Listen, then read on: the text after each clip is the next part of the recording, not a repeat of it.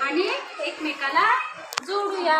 आता काय झालं, हे आयत काय झालं, आयत झालं।